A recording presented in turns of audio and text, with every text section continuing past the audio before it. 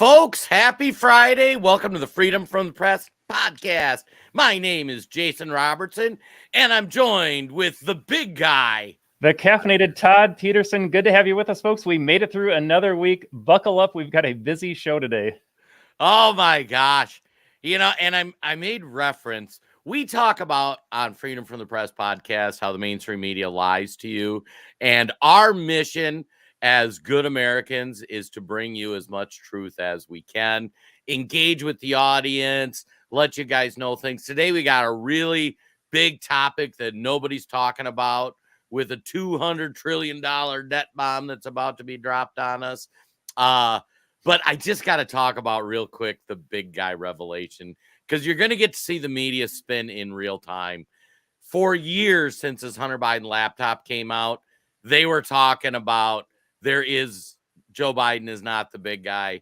And then it was confirmed in the testimony that was released yesterday that Joe Biden is in fact the big guy. But now the media is going to spin it and go, doesn't really matter that Joe Biden was the big guy because Joe Biden, he was doing that 2 months after he was out of office.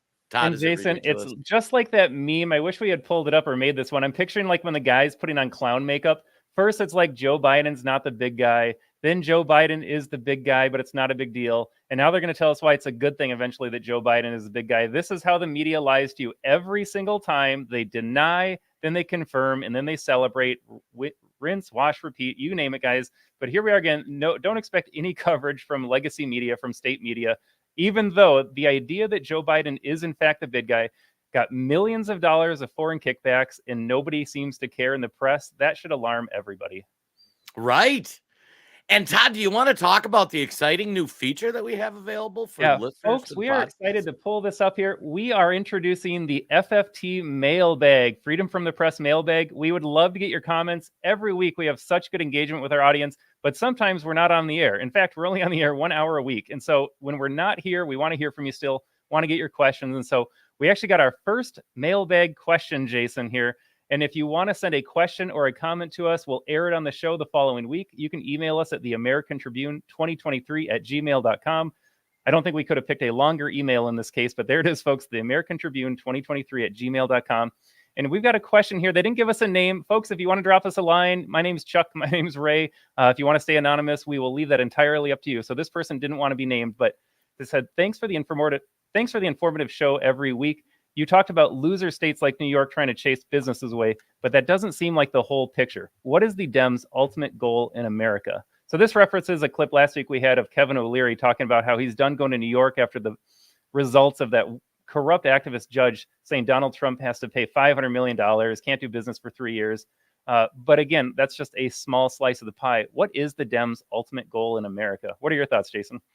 Well, actually, it's kind of what we're going to be talking about on today's episode. And shout out to Bruce Buchanan. But we have plenty of money to dole out to illegals. Absolutely. Democrats understand that if they can destroy your independence, so if you think about it, they want to destroy your family. They want to destroy your attachment to church. They want to destroy your independent thinking or being able to start a business, being independent of things. And then they want to replace that with dependence on the government. And because once you establish dependence on the government, there's no going back. They never reduce government assistance or support or that kind of thing. And then as the Democrats, as the people that want you dependent on the government, you're going to continue vote for them, because would you vote for a Democrat who wants to continue to increase the free stuff you get from the government, or a Republican that says, hey, you probably need to figure some of this stuff out on your own? Prime example, in Minnesota, they just started free lunch for all kids. And this is so stupid, it makes my brain hurt. And the left frames it like, what, you want children to go hungry? And my response is, no, I want parents to feed their kids. But Tim Walz, who is a communist as far as I'm concerned, he wants to get you dependent that the government feeds your kids at school. Todd, what do you think? I mean, as far as Tim Walz and feeding kids, this was not a problem throughout human history, except until about 2 minutes ago when we decided that parents are no longer responsible for their. But honestly, when you look at other things that mothers are doing to their children nowadays, it is hardly a reach to say, well, you probably shouldn't be expected to feed them at the very least, let alone keep them alive. So, but again, once that program's in place, it's not going to go away. I don't think Republicans, if they ever get back in power in Minnesota, which seems unlikely, would have the stones to take the political heat of saying, turns out, guys, you're responsible for feeding your kids, because most voters do not want to hear a message of personal responsibility and accountability here. My takeaway from the question, Jason, really fast, and I know we have a huge show to dive into today.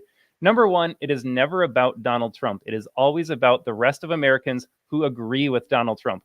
They are using Donald Trump as an example. If you ever decide to run for office, you better look out, because we'll come after you.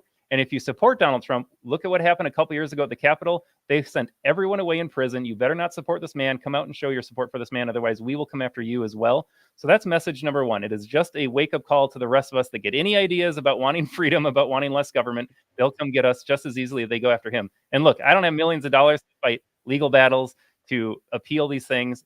We just lose it all right away. And so that's going to scare people away. Number two, like you said, Jason, it is all about control. They don't want you running your own business. They don't want you thinking for yourself. Ultimately, the goal is social credit system, where if you say anything on social media out of line, and we've seen in Canada right now, they will send you to prison if you even suggest offering what is considered a threat on social media. That's where we're headed next year. So don't say anything out of line. Otherwise, we will take away your banking. We'll take away your money. It's all going to be online. It's all going to be virtual. And just with the press of a button, boom, there goes your money. There goes your livelihood. There goes your ability to take care of yourself and your family. So that is the ultimate goal, complete and total control. And actually, it's funny you say that, because we're going to start the show going in the Wayback Machine. And so for me, I'm going to be turning 50 this year. The first election I voted in was the 1992 election. And as a young lad growing up poor in America, I became very disillusioned with the government. I'm like, Democrats wanted to give people free stuff. That is just untenable. But the Republicans were just as bad. They just wanted to send poor white kids like me over to other countries to get blown up. And so I really didn't like America. And a breath of fresh air came on the political scene. Todd, who am I talking about? Folks, step into the time machine. Ross Perot, a man ahead of his time, as it turns out. He was a man that we weren't ready for. We should have voted him in office. And a lot of Americans did. They gave Clinton the presidency, as it turns out. But a lot of Americans were ready for a change, even as far back as 1992. Should we listen to the clip? Let's do the clip. I believe that there is so much waste around here. And again, every time you get into, see, I'm the only guy that talks numbers. Mm-hmm. I love this. Nobody else will even talk about it. As I've said, it's like a crazy ant in the basement.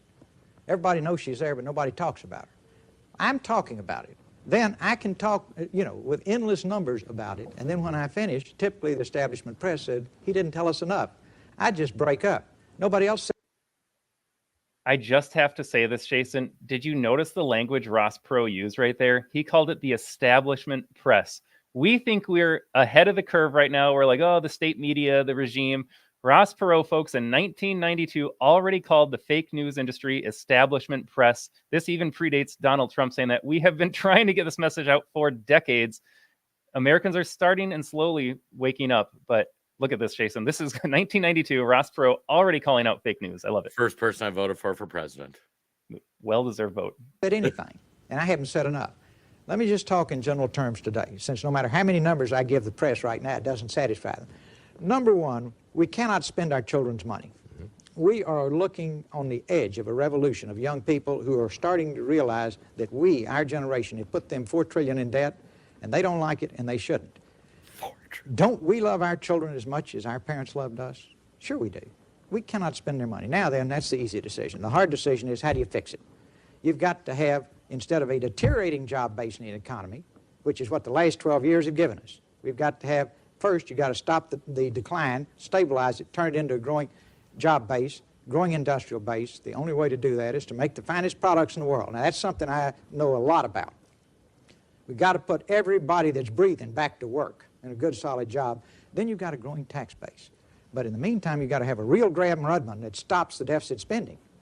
so you don't lose any more financial blood. Then with the growing tax base, you pay off the $4 trillion, and we leave the American dream to our children, which Unbelievable. 1992, my first presidential election, Ross Perot was the candidate I supported.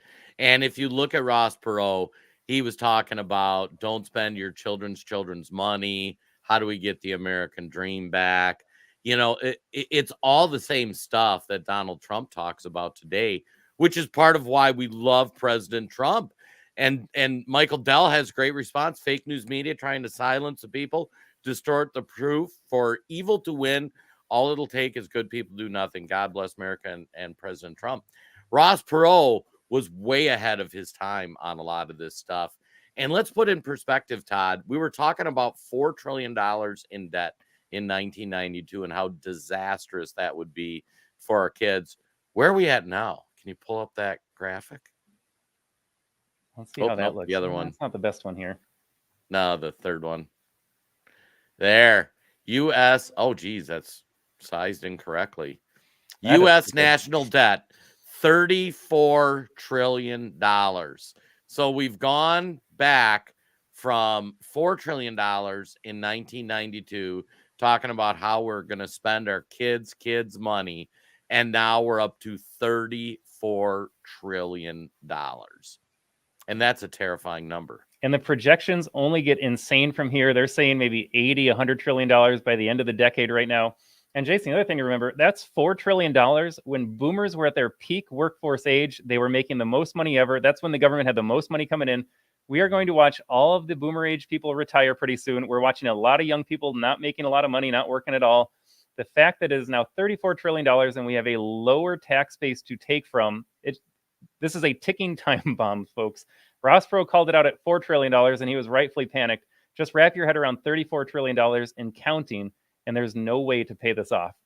Yeah, and if you look at that graphic on there, we right now today owe $102,000 per U.S. citizen. So if you're an American citizen, I have a grandbaby coming this fall. That baby is going to be born owing $102,000. And then the one number that's cut off, we got to resize these, is debt per taxpayer, $266,000. Now, folks, understand that's how much is on the credit card today. And we're going to share with you some terrifying numbers about what these numbers look like as they go forward. Absolutely, Jason. It's, folks, $34 trillion. Start panicking, but wait until you see where we are actually at. It will blow your mind.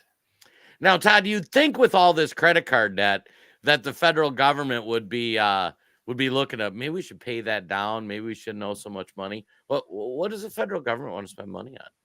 Well, aside from the liabilities that are already on the books, Social Security, Medicare, Jason, they want to go overseas with your tax dollars. They don't want to pay down the debt. They don't want to balance their budget. They want to print more money for places like Ukraine. 2 years later, they still want to send $100 billion to Ukraine.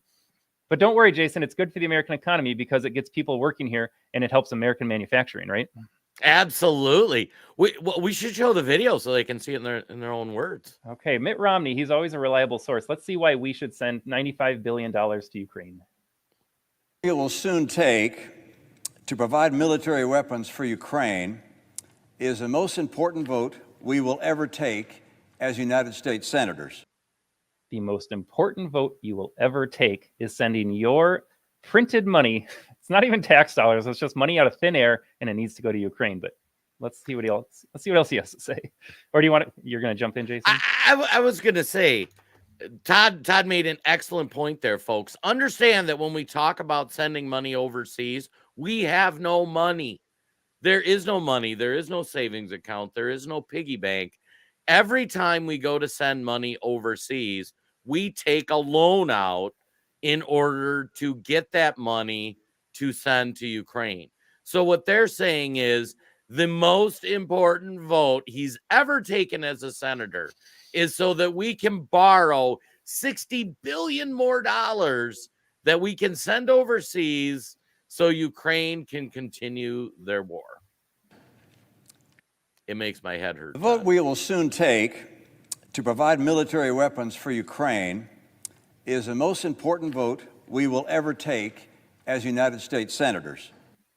All right, we play that again just to emphasize Mitt Romney said that with a straight face. He's telling that to his peers. And by the way, Jason, the Senate loves this deal, so they're passing that through. We don't love Mike Johnson. We don't love most of the Republicans in the House, but thank goodness they are going to stand up to this nonsense. Right. And if you think about that, folks, he can say with a straight face, I got to say, we got streets and cities falling apart. Airplanes are having doors fall off. We have how many hundreds of thousands of homeless Americans? How much infrastructure is broken in America? And yet the most important vote he's ever going to take is to send money to Ukraine. Mitt Romney might be a Republican in name only. He's not the only one that wanted to send all of your money, all of your future debt over to Ukraine. Mitch McConnell, Jason, who announced he is stepping down as Senate leader. This should have happened years ago, but the tide is turning. MAGA is getting to him, and there's a lot of momentum for Rand Paul as minority leader, which would be fantastic. But here's what Mitch McConnell had to say, something along the same lines. Well, good afternoon, everyone. I think we all agree the most important thing going on in the world right now is the war in Ukraine. It's almost like someone wrote him the same script. The most important thing in the world, folks. Don't worry about our open border. Don't worry about everything happening in America that's falling apart. Don't worry about your loss of freedom. Worry about the corrupt government in Ukraine. Jason, did you know they canceled their elections again? Oh my gosh. I was informed by the mainstream media, Todd, that it is important that we defend democracy all over the world. Absolutely. Now, what's one of the key components of a democracy? When I think of a democracy, I think of elections. Don't you? Isn't that like step one? You know, kind of if you run a daycare, you watch kids. If you're a democracy, you have elections. So Seems pretty basic. Now, in World War II and leading up to World War II, we let FDR just reign over America for 15 years because it was wartime. We had to keep the same guy in office because FDR, we know, did so many wonderful things. At least eventually they figured out and said, we're going to vote for somebody else, and then we're going to put a law in the books that says you can only have 2 terms. Ukraine doesn't seem to even bother with that stuff. Zelensky says it's wartime. Elections are this war is too important. You can't vote me out of office because I'm doing so many good things for you. I'm just going to cancel them again. But by the way, we're saving democracy. Right. You can't even write a Hollywood movie like this. If they said, let's come up with a movie that shows how corrupt Ukraine is, how much they aren't saving democracy, I don't even think you would come up with this. Canceling elections. No, they'd be like, we can't believe this. This is too outlandish. And yet here we are. Yeah, it's truly remarkable. And then we have millions of people pouring across the border. And we've documented this on previous shows, how they come in, we let virtually everybody in, we put them up in a hotel. It dings them for hundreds of millions and up to billions of dollars in these state and localities. Denver this week announced that they weren't laying off public workers, but they were cutting a bunch of public workers' hours to zero because they needed to free up more money for illegal immigrants. New York City, Eric Adams has spoken out about it. He's like, we're reaching a breaking point, and yet they're still working on legislation to give $10,000 debit cards to illegal immigrants. So if you ever want to understand how truly corrupt the government is, people didn't even hear about this, but they pushed a bill in the House that would criminally charge illegals who defrauded the welfare system. And if you can look, supporting immigrants for being, we got to resize these graphics so we can read the whole thing. It's a StreamYard issue. I'm just going to blame our streaming service right now. And typically they fit into our box nicely, folks, but there are some technical glitches. Although I make it, so I'll take some of the heat too, Jason. You can call me out. No worries. I was trying to read it and I wanted to make sure I got it right. But so immigrants, and this ties into what we're talking about today, folks, the money they get from the federal government comes out of your Social Security fund.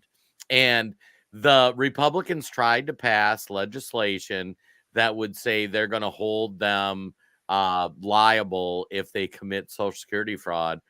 we had 155 Democrats vote against prosecuting illegal immigrants who defraud Social Security. By the way, Todd, an illegal immigrant, how much money have they paid into Social Security? If I had to guess, Jason, I would say $0. Just going out Right. on a limb there. I'm just guessing. I could be wrong. Right. So $0 paid in, money coming out. If you defraud the system, you can't even get the Democrats to vote against that. But you know what, Jason? It makes me wonder, would Democrats vote to criminalize an American citizen such as you and I if we committed Social Security fraud? It's actually funny you say that. I want to tell a personal story. So I run a small business. Todd runs a small business. I was doing my taxes, and I hadn't withheld enough. I hadn't prepaid enough taxes. Keep in mind, your taxes are due April 15th. We had a good year. We had a strong back half of the year. I hadn't given the government ahead of time enough money. Did you know they fine you for that? Of course they do. Why wouldn't they? They're going to fine you as a taxpayer, but if you don't make enough money or you don't have to pay federal taxes, you get whatever you want. If you're an illegal, you can do whatever you want. But Jason, you made too much money and they need it immediately.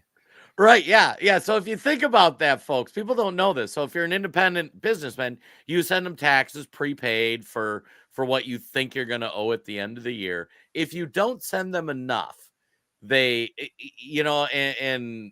I evidently I was out of whatever bounds that they had to do. I'm like, back half's going better. I should bump it up, but not a big deal. They fine you for that. And I'm like, this is the most ridiculous thing ever. Taxes aren't even due. And you're finding me for not paying enough taxes. Yeah, estimated quarterly taxes. It is just another scam on hardworking Americans. Jason, you and I wanted to bust out of the matrix, start a small business. We hire people, we support other people, we are doing good things for this country, and the government just wants to piss on you and knock it off. They say, we don't want you taking care of yourself. This goes back to what we said at the beginning. This is answering our mailbag question. They don't want you self-reliant. Right. So anyway, framing things up, Ross Perot, 1992 said, hey, the government's bad, media's fake, they're spending us into a black hole. Our current government says, hey, we need to send billions of dollars to you. We need to borrow billions of dollars to send to Ukraine. Most important thing ever. You have the Democrats that won't even hold the illegal immigrants accountable for defrauding Social Security. Todd, where do we go next on our financial journey? I mean, do you want to listen to Joe Biden really fast, blaming Republicans again? To be clear, the House of Representatives must pass the bipartisan national security bill. The bill provides urgent funding for Ukraine, and it passed overwhelmingly in the Senate. And there's no question, none. If the Speaker called for a vote in the House, it would pass easily today. Well, there you go, Jason. It passed in the Senate, so it must be good. What? Well, let's play that first 5 seconds of that clip again, Todd. To be clear, the House of Representatives must pass the bipartisan national security bill. I'm going to stop it there. We call it the bipartisan national security bill. Todd, in this bill they're talking about, it was for $100 billion of money we were going to borrow. If it's a national security bill, that must be going to secure our borders or bolster our military, right? Can you imagine what $100 billion at the border would do? Oh my God. No, it turns out $60 billion to Ukraine, money for Israel, money for Taiwan. We call it a national security bill, even though none of the money is being spent on our security. It's being spent on other people's security.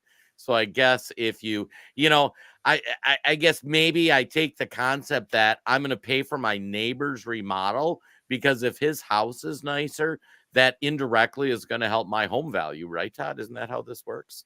Yeah, boy, that's a stretch of logic. And then maybe one day in 30 years you'll sell. So are you going to get that money back anytime soon? I think not. And Jason, the scariest word in that entire speech is bipartisan. Whenever our swamp creatures align, it's never good. Have we ever benefited from a bipartisan agreement in Washington, D.C.? No, and we've explained in previous episodes how this scam works, folks. So Of that 60 billion, 48 billion goes directly to the military industrial complex, largely based in America. That money goes to those corporations, and those corporations then they frame it up like, oh, it creates American jobs. This is great. But that money comes back through contractors, through political donations to our political elite class. And it just becomes a big money laundering system. The politicians get kickbacks from the military industrial countries. The military industrial companies, they get rich off it. They love it. And it's the most remarkable thing ever. Yeah, folks just ask us if there was no war in the world, would the military industrial complex make money creating ammunition, bombs, weaponry?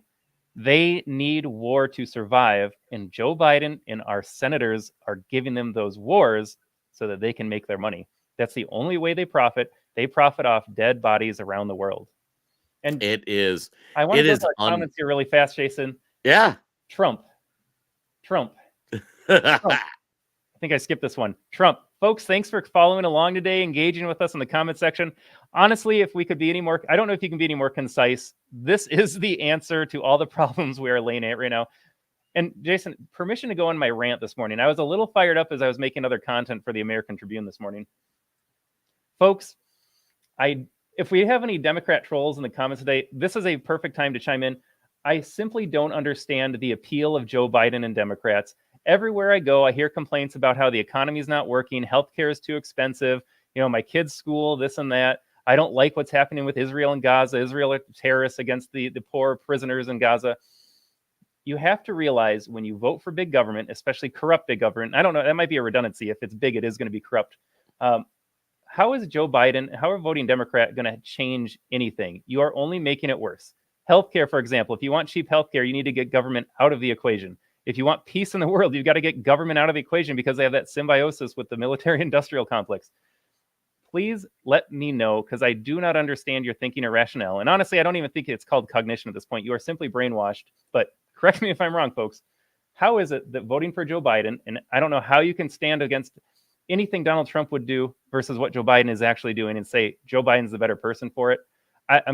I just am at a loss for words, Jason, how anyone can rationally come to this conclusion right now. So, folks, if you are supporting Democrats in any way, let us know in the comments how you arrived at that conclusion, because I can't think of a single instance in why Democrats are better than Donald Trump right now. Republicans, different story, but it's going to be Trump versus Biden or Trump versus Newsom, Trump versus Big Mike in November. And how on earth do you come at a Democrat vote in the ballot?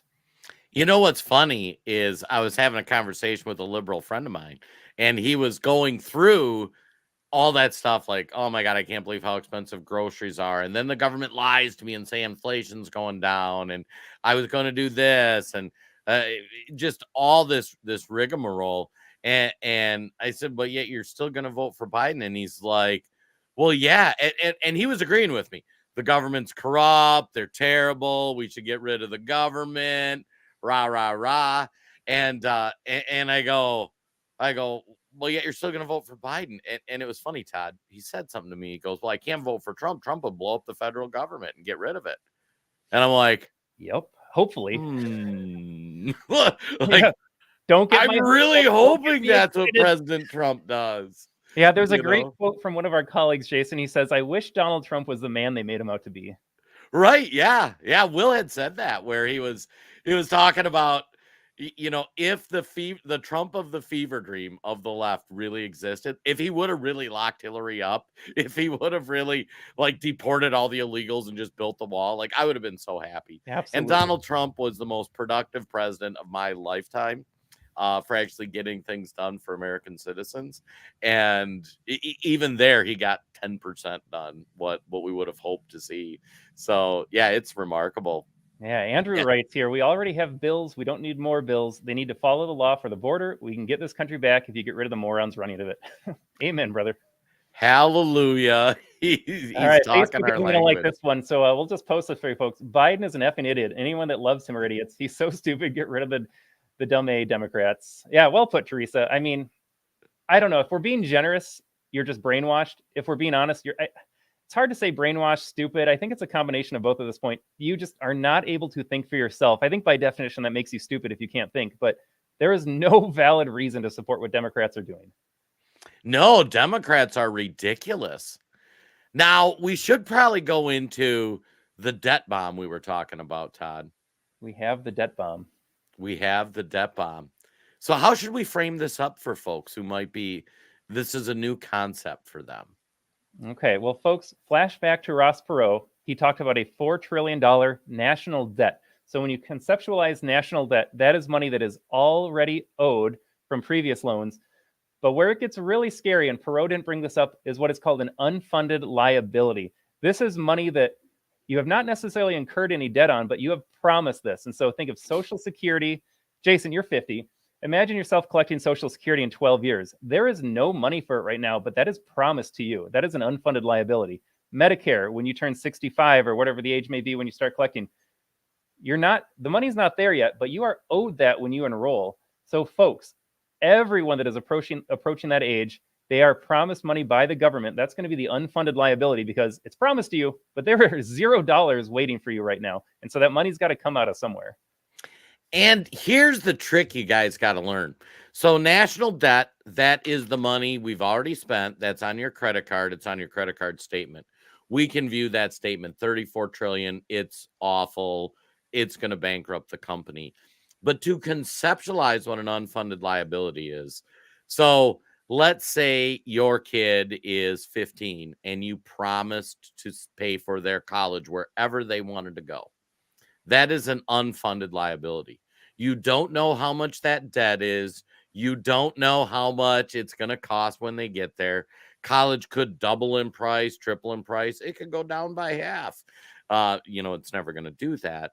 But so you have this unknown liability that you have no idea how much it's going to cost you. You just know you're going to have to pay for it. Now, you also, in that scenario, are saving $0 to put towards that unfunded liability. So, hey, I promised my kid that I pay for their college wherever they wanted to go. Hey, I haven't set any money aside. Oh, and hey, I want to talk, I'll just deal with it when we get there. Because how are we currently dealing with Social Security, Todd? Folks, that money is not in there. When you pay in every month because they steal FICA taxes from you, that money isn't sitting in a bank collecting interest and waiting for you to retire. That money immediately gets shipped out to current Social Security recipients. That money is gone. Your money that you paid in has disappeared almost instantaneously. Everything you paid in, you are not getting back your own money. Oh, you're messing with them. Sorry, I was clicking around. Yeah, your money is gone, folks. When you collect Social Security, you will be collecting it from the new tax-paying base that has their money stolen from them by the government. And that is how the Ponzi scheme works. It's not your money coming back to you. It is fresh money coming in. Yeah, so if you want to conceptualize this, folks, so if you're working, I'm still working. I pay Social Security tax. I'm not drawing on Social Security. The money I pay in pays for a retired guy right now. That money is not sitting there like my 401k.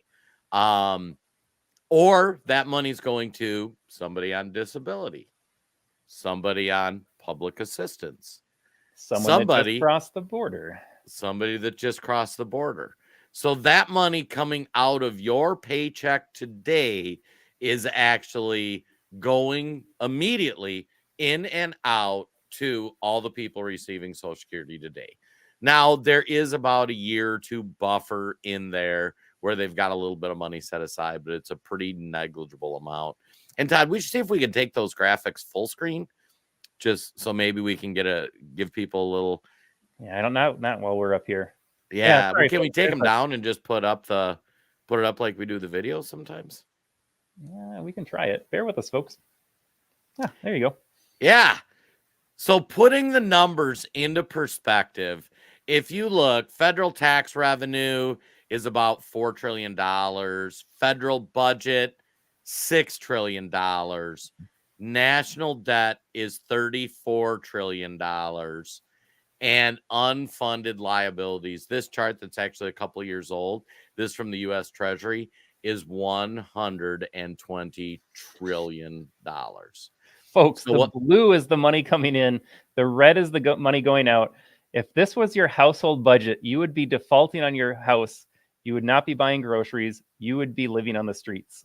This is not tenable. And Jason, you and I, the question is, how long can this debt bubble exist? It could have collapsed 10 years ago. It could collapse 50 years from now.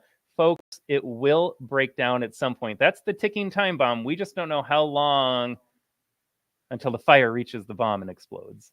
Yeah, and just here, let me pull this one up too. So to understand where that liability comes from, that chart we had was a little older, but it shows the relative amount. So Social Security liability, and this is money straight from the government, 26 trillion, Medicare liability, 40 trillion, for a total US unfunded liability of $213 trillion. That's the up to the minute numbers. So now these numbers are on the low side because this is projecting out how much we're going to owe, how much healthcare is going to cost, how many more illegal immigrants cost, how much more this is. And if you see that number on the right side, liability per citizen, this isn't even taxpayer, mind you, $634,000. So your child born today, let's say, congratulations, you just had a baby today. They are born owing $600,000 to people that have, like right now, to an illegal immigrant. So when they get 18 years from now, when they're of working age, those illegal immigrants who may or may not have ever paid into the system, your kids or your current money is going to go to pay for these unfunded liabilities. And folks, just understand there are two ways that they will pay for that. Your child will inherit insanely high taxes to collect the tax revenue. And again, it's a small section of people that actually pay federal taxes. So if your child makes money, it will all get stolen by the government to pay this down, or they will inflate the dollar out of existence to make that debt seem smaller in a sense. But if the dollar becomes more and more worthless, guess what? That means you have zero purchasing power. That means you are reliant on the government once again. Right. And Dan Bennett, I don't know how many times you've watched the show. I haven't seen you comment before. Thanks for joining us. But you are 100% correct. There should be no American tax dollars spent on illegals. They should receive nothing. And it's an interesting dichotomy because on the left, they'll call us heartless, cruel Republicans because we should be helping support our friends and neighbors. Rah, rah, rah. And I got to say, as a whole, I don't know about your audience. My wife and I give money to charity. We give money to church. We like to be very generous. We help people out. We always do things financially. Like we have tenants and rental houses that we give really good deals to. And I don't need the government to be in charge of my generosity, Todd. Do you?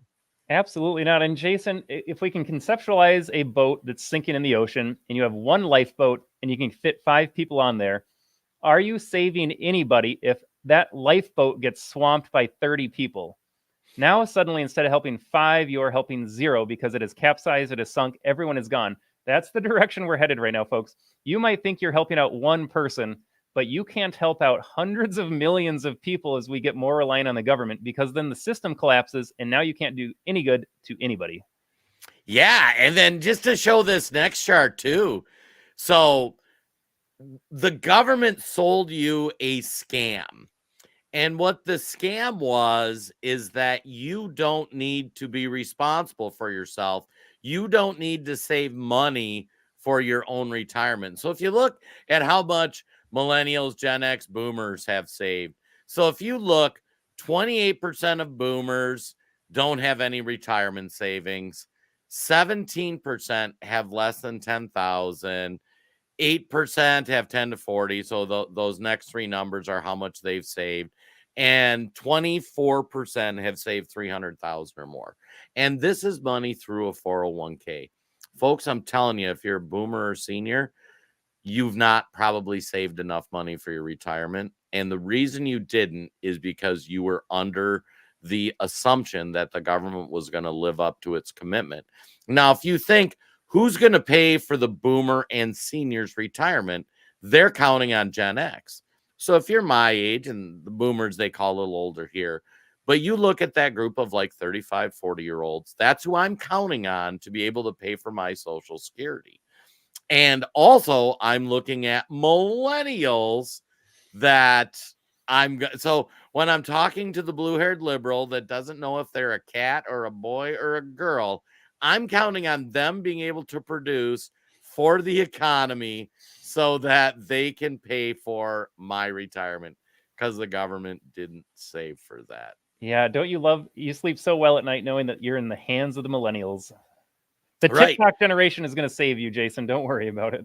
Yeah, and it's funny we talk about how irresponsible kids are. I was telling Todd a personal story earlier. We have my stepdaughter, her and her significant other are expecting a baby, and she is becoming so red-pilled. She was helping a friend of hers who's a teacher grade papers, and I didn't know this. Did you? Well, Todd knows because he's in the education field, and you can explain it in a sec. For these young kids, they did away with A through F, and now keep in mind, my son just graduated high school a couple of years ago. They did away with A through F and they do 1 through 4 for grades. And then not only are they doing 1 through 4, but you pretty much have to give them a 2 or a 3. So she was grading these assignments for these kids, and these were like middle schoolers or high schoolers, I believe. And it was like, write a paper about this thing. And there were people that wrote 2 sentences that were like, I really think this assignment's stupid. I don't want to have to do this assignment. And she's like, this is going to be a 0. And her friend goes, you can't give them a 0. And she's like, okay, then I'm going to give them a 1. You really shouldn't give them a 1. And she's like, what are you talking about? She's like, you got to give them a 2 or a 3. Todd, what are we doing to these poor kids? All right, folks, I've got some homework for you. If you want to look this up for yourself, don't take us at our word. Do some fact checking, do some of your own research. Check out The Power of Zero, it is called. So that's one angle you can take on this. This is a philosophy that's been around for quite a while. It's definitely mainstream now. So when I was in the public school system, teacher, assistant principal, you were no longer allowed to give kids 0%, 10%, 20%, 30%. If they submitted an assignment, or actually if they didn't submit it at all, you had to give them at least a 50 or 60%. And the thinking behind that, and all of our blue-haired teachers love the idea, because when you think about like 90 to 100 is an A, but 0 to 60 is an F, that's a disparity because more of it punishes you and it's harder to work your way up there. Just understand this is an insane equity push because they want to make every kid the same. And so teachers, I guarantee you, your kid's public school, your government-run school, teachers are manipulating the grade book every single day. They're going back through all the missing assignments and they're going back and saying, here's at least 50% because it's an assignment in the grade book. Doesn't matter if you did it. Doesn't matter if you did it poorly. You get 50%, and that'll allow your grade to remain about a C or a B. Just understand as well, grades are absolutely meaningless. I don't care that your kid is on the honor roll. I don't care that a kid got an A, B, or C, because that grade reflects nothing that they have done, nothing that they're able to do. It is simply a way to report to the state that our school, look at our school, we average B's and A's from all our kids. And these dumb politicians and a lot of parents, because you don't know this is happening, think like, wow, my kid is really excelling. On top of that, just understand that they have watered down the curriculum so much. So even if your kid is getting an A in everything, take a look back 10, 20 years ago and say, is this the same level of work my kid is doing? Because I guarantee you it is not. An A today, even if it is well earned, is not nearly the same as an A that was 10 or 20 years ago. On top of that, Jason, I just got to say, and it's going to sound glib, they have gotten rid of letter-based grades, so the traditional A, B, C, D, F, because it is rooted in white supremacy. I kid you not. They don't want kids to feel bad when they're in kindergarten getting an F, and I can understand the philosophy behind that a little bit. Doesn't feel good to get an F as a kid. However, the correct response is, you got an F on this one, here's how you can improve, and here's how you can work harder so you don't get an F next time. Instead, they've gotten rid of all of that, and they somehow thought if they replaced an A with the number 4, that would communicate something different. If you are on a 1, 2, 3, 4 rubric, a 1 is the same as an F, and kids are not stupid. They understand that they got the low end. But instead of us saying, you can work harder next time, Johnny, teachers are going out and saying, it's okay, I'm just going to give you a 3 because you tried hard. You're here every day. Your home life is tough. You might not have gotten sleep last night. You might not have eaten. So you are a 3 kid. I know deep down that you're really super smart. And I know that all these kids are capable of the exact same thing. It is the cluelessness of human nature that leftists possess. They do not accept, they will not accept that we are all inherently different. Some kids are smarter than other kids. Some kids are better at sports than other kids. Some kids are better at theater than other kids. This is how human natures work. We are all unique individuals, but they refuse to accept that truth. Educators want to make sure every kid fits in the exact same box. They just want to prepare you to watch CNN and vote Democrat and become part of the machine. Jason, I'm going to cut myself off right there. But folks, I got lots of tidbits for you in the education system. Happy to discuss that in future episodes too. But we have a lot more to cover. I was going to say we got to do the education system one because it is just the core of the Marxist takeover. But back to the financial end, folks. So if you look, we've showed you how much debt. We're sitting on a $200 trillion debt time bomb. So back to this graphic, these boomers, their money's gone. So if you're retired and you're drawing on that money, all you've got is whatever you've saved. Your Social Security money's gone. You are counting on Gen X paying in right now so that they can cover your bills. Now, the number of boomers and retired people are going up. The cost of healthcare is going up. And the number of people dipping into the Social Security pool or the Medicaid pool is going up because now this year we just allowed 8 million illegal immigrants in, or since Joe Biden's been president, he's allowed 8 million people in, and we can't even prosecute them for defrauding the system. So we default sign them up for all these public programs. So the number of people drawing that money out of Social Security continues to balloon. So Gen X, if you're in that 35-54, you've only got about 12% of the people that are on pace to save 300,000, which probably isn't going to carry you through retirement. Both boomers and Gen X are counting on millennials to continue earning money and growing the economy, because even though there's going to be more and more people retired and the birth rate's going down and more kids aren't having kids and there's just overall fewer millennials, you millennials out there, Democrats are selling you down the river because your Social Security is going to go to pay for Gen X and boomers. And Jason, just one other thing on top of all this, maybe it doesn't have to be spelled out, but we want to be very clear about all of the problems this is creating. Boomers and seniors and retiring folks, they're at the high end of their earning. And so it's easy to use like air traffic control, pilot, doctor, lawyer. It doesn't matter. Whatever you are in your profession, you're at the high end typically at the end of your career. As all of those major salaries retire out, that's a huge tax base that is leaving. And to replace a new pilot, air traffic control, lawyer, those folks are always getting paid less. And so you have replaced those workers, but those workers are not generating the same income right away. And so not only have you lost a huge portion of your workforce when they retire, you're losing a huge force of your tax base as well, because the replacements aren't going to generate the same amount of revenue for the IRS. Right. And so now hopefully we framed up to everybody that they have screwed America again. Perfect response, Ricky. And this should be one of the top of mind things that politicians are talking about. Everybody should be talking about this because this is catastrophic, just as bad as the national debt is. Todd, should we play some videos about what our politicians are currently saying? Well, Jason, we have Vivek.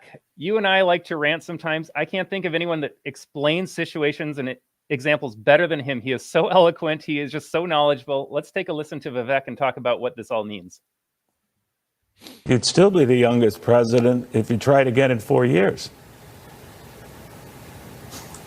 Neil, I don't know that our country is working with that luxury of time.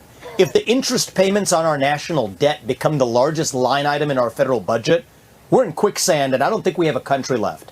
I think it's going to take somebody with fresh legs and also a CEO in the White House. I'm working with zero-based budgeting. That's how I'm going to run the federal government.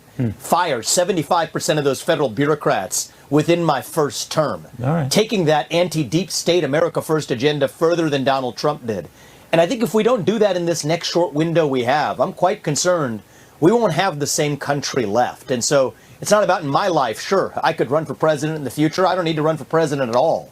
But I'm doing this out of my sense of duty to the country. And I don't think we're working with a lot of time left.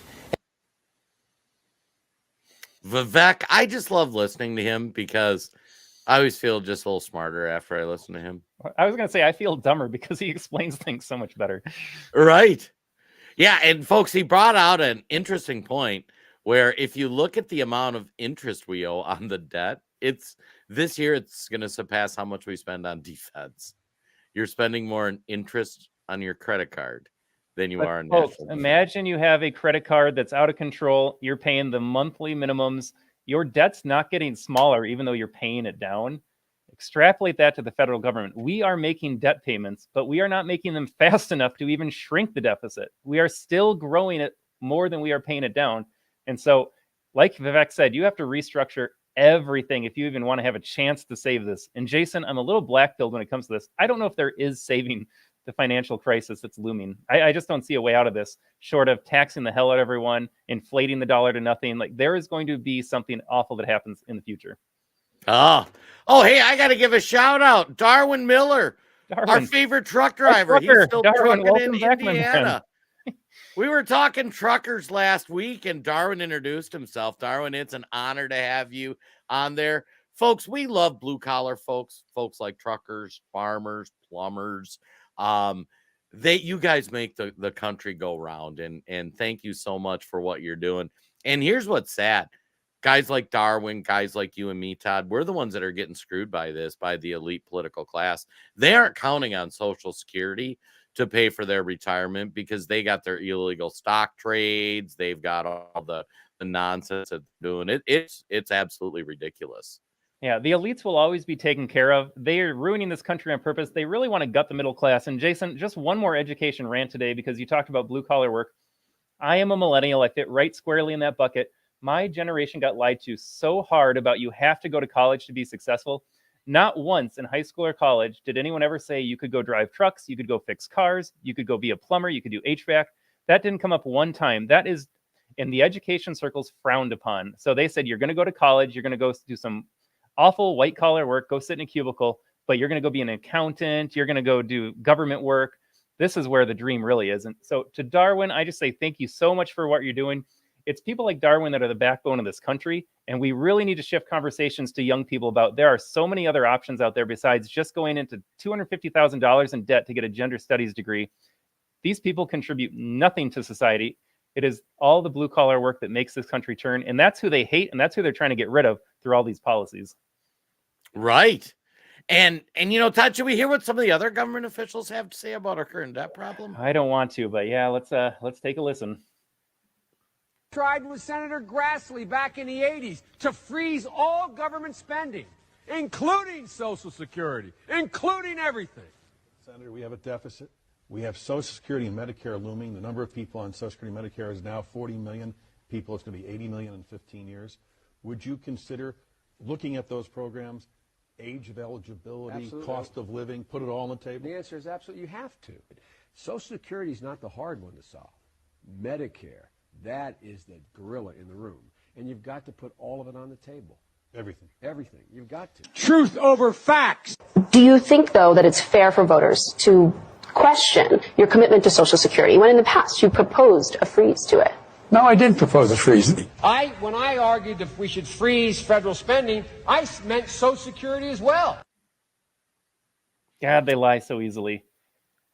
So back in 2007, for those who want to go in the time machine, if you remember, we were having economic collapse. The banks were collapsing. Everything was going south.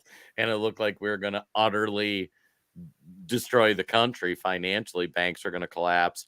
And if you flash back to there, Joe Biden was actually being honest that we need to look at Social Security.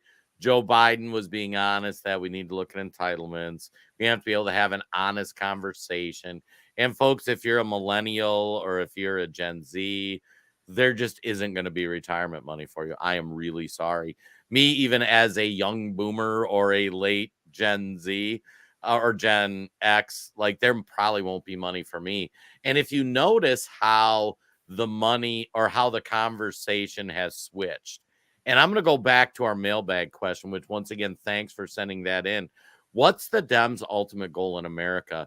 That clip shows the transformation of what the goals were from start to finish.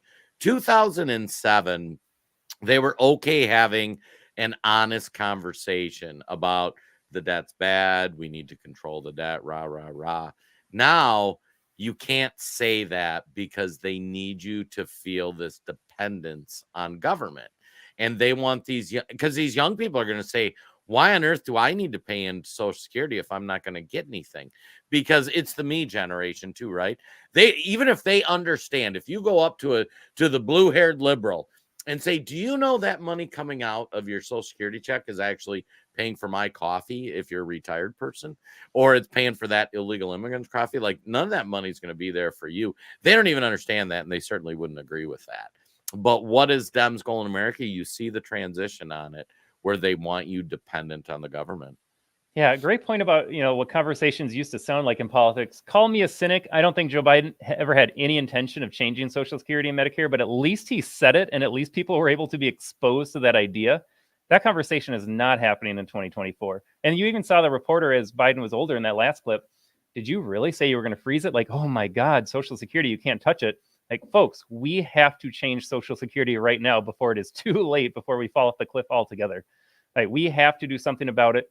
But politicians don't touch it, because if they even bring up the word Social Security or Medicare and they say, I'm going to take away a penny from you next month, people get all up in arms. Understand that it is not your money coming back anyways, but understand you are punishing your kids and your grandkids if you just let the system operate as is. Yeah, and it's funny because we have a few people in the comments saying Social Security is not an entitlement, that kind of thing. Folks, the government lied to you. They told you that they were going to have this money there for your retirement. They lied to you.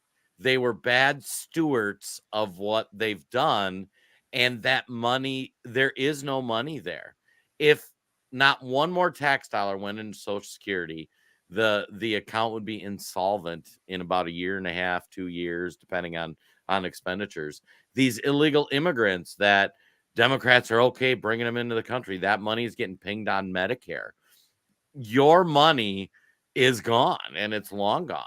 And like I say, if you're somebody who's currently getting Social Security, like, you are getting paid from people like me and Todd that are still working. We're counting on the blue-haired liberal at Starbucks to pay for our retirement. That's a terrifying thought, with the government to act as the middleman. Yeah, good luck with that. Jason, you talked about illegals getting all of these bennies from that. We've got a clip of Marco Rubio going off on so they're not illegals anymore. Now they're called refugees, but talking about the inequities in this system, American citizens that paid taxes versus people that just got here, they contribute nothing. But let's take a look at this one. One of the things I see a lot in South Florida are people that have been in this country that maybe came from Cuba 45 years ago. They've worked here their entire lives. They retire.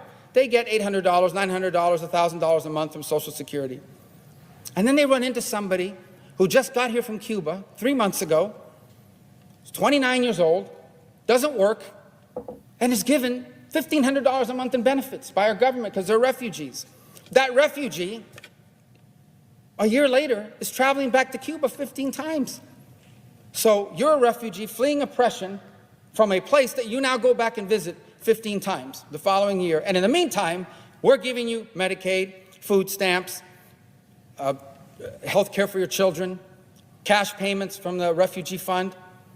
So imagine if you've been working here for 40 years and your Social Security check is smaller than the benefits going to a 28-year-old able-bodied person who just got here. Folks, I know we say this a lot. If you are going to share anything from this episode, clip that Marco Rubio speech and share it far and wide, especially with people that are going to vote Democrat, vote for Joe Biden, whoever the nominee is. If that doesn't piss them off, then this country is already lost. Everyone should be outraged at what Marco Rubio just exposed. Yeah, and I gotta say, the news media is so dishonest. And that's why Todd and I do this podcast. Throughout the week, we're deep in the news. We have our website, theamericantribune.com, where we cover breaking news stories, current news. We have theamericantribune.news, where we cover different deeper dives. And Will did the deeper dives in the entitlements this week. And that was what kind of spurned the discussion today, when we're like, if we could do anything, if we could help people understand what a ticking time bomb this is, what all these illegal immigrants are going to do to that Social Security bomb, if we could just change 100 people's minds and go, holy crap, we just can't afford this. And if we want to afford it, then raise your hand. If you want to afford paying for an illegal immigrant, raise your hand and give up your Social Security for them. because that's what it's ultimately going to come down to. Like Todd said earlier, we don't have room for 30 people on the boat. Jason, I think this is going to be a great bookend to the show today. We have a clip, folks. It's, again, time machine, because these are not new conversations, but they become more and more important the closer we get to this bomb going off. From 2013, talking about the $200 trillion unfunded liabilities that they foresaw. Powerful moment here from 10 years ago. Entitlement programs are effectively stealing from future generations. How do you put it all together? Does your investment philosophy reflect your personal views? I wouldn't say it's my investment philosophy. It's just a concern I have. And let me say, when Al Hunt said this is easily fixable, I think it's a mistake most people make in investments. They look at the present instead of the future. And if you analyze the debt as stated out there, it looks like it's fixable. We do a little chains here, a little chain here. Eric, that's not the case. Those charts we showed earlier had no demographics in them. What's going to happen now? Because 1947 is when the baby booms start, and fertility rates were over 3 then, and they're 2 now. For the next 20 years, every day, 11,000 seniors. Every day, we're going to have 11,000 new seniors. And this is going to make the numbers of seniors who are getting entitlements explode relative to the working population. So instead of having 5 workers supporting an entitlement, you're going to have 2.5 workers. And that is not on the government balance sheet. When you hear this stuff about the national debt being 12 trillion or 16 trillion, depending whether the Fed or Treasury owns it, if you actually took what we've promised to seniors and future taxes, and you present value both of them, that number is $200 trillion. That is the problem when you take the debts of future payments to seniors and put them on the balance sheet, and for God's sake, they should be on the balance sheet. And in fact, I mentioned an organization earlier, the Can Kicks Back. They have sponsored a bill in Congress, the Inform Act, which will bring that. So true transparency. True transparency, which is a Bloomberg hallmark. We need at least to get that on the books so people see it. The other thing that annoys me on this problem, and then we can move on, is all the solutions, even Paul Ryan, who got absolutely lambasted, pushing grandma off the cliff, even he said, let's exempt everybody 55 and over. Why? They've already gotten this huge share of the pie, and this problem is compounding away. So if you don't address it today, the problem is going to be much bigger in 10 years, 20 years, and 30 years. Hugely different. But I got to say, today we're also almost 5 years away from Lehman collapsing. How do you look back on the last 5 years and say, what are the mistakes we've made, and could we make them again? Okay, so I find this situation somewhat bizarre, and it's a little bit colored by how I thought we got into this. And I actually did well in the financial crisis because I believed this was the reason we got into it. And I'm not saying it was the major reason, but a necessary condition to have a financial crisis, in my opinion, is too loose monetary policy that encourages people to take undue risks and go out on the risk curve and do silly things. We should have shut this down in 98, 99, the NASDAQ bubble. We should have raised rates. We didn't. Then when we got the implosion, the Fed eased in 02 because I do have a comment on that, Jason, kind of unrelated to the content, but more the presentation. We spent 2 minutes to listen to him in the YouTube age, TikTok age. That's a long time to listen to a clip. Not the most exciting presentation, but he was spitting facts there. But I think a lot of people don't want to understand the problem because they're not even willing to sit down for 2 minutes and listen to the actual problem and possible solutions. Well, yeah, and this is where, as Americans, we need to unite, and we're getting into election season. That's part of why we wanted to talk about this. You are going to hear the Democrats come after the Republicans and try to fearmonger you and say, they want to cut your Social Security, and that's a contract with Americans, and I won't touch it. They're lying to you, folks.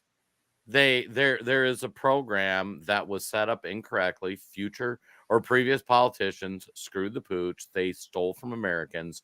They ruined it. President Trump is a candidate who's come out and said, we need to live up to our commitment that we made to Americans. But folks, we got to figure out how to pay for it. And this is going to involve politicians being grown-ups and people not fear-mongering. Democrats right now think you can just keep rolling up the debt and there is no limiting principle to it. We can continue to spend. We can forgive student loans. We can send money to Ukraine. We can pay for the Green New Deal. We can pay reparations. There's an article on Fox News today about reparations where it was going to be like California was going to pay it. A state that never had slaves was going to pay money to people that never were slaves by people that never owned slaves, which was remarkable. But God love California. But folks, it's not an unlimited money supply. So in conclusion, to kind of bring it home for this week's episode, don't fall into the fear mongering that the politicians are gonna come at you with. Understand that there is a big problem. If you didn't get anything else from today's episode, your politicians are lying to you. Social Security is in deep, deep trouble. And if we don't unite as Americans, we are going to have a problem we can't fix. Todd, last thoughts from you.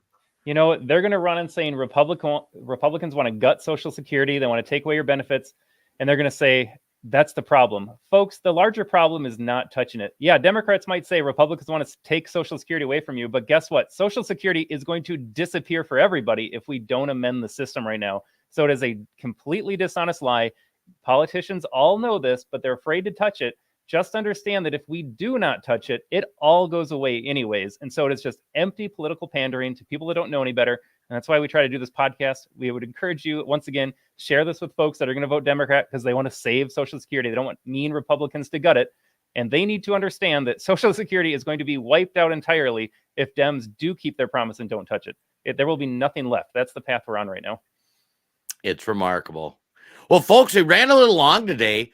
Thank you so much for tuning in to the Freedom from the Press podcast. Todd shared the email address. Send us questions. Send us show ideas, things you want us to do a deeper dive into. If you're not following www.theamericantribune.news, that's where we do our deep dives. Some of this stuff we can't always cover on big tech. We've done a lot of Epstein stuff. We did some South Africa stuff on there. But our goal is to help bring truth to the American people.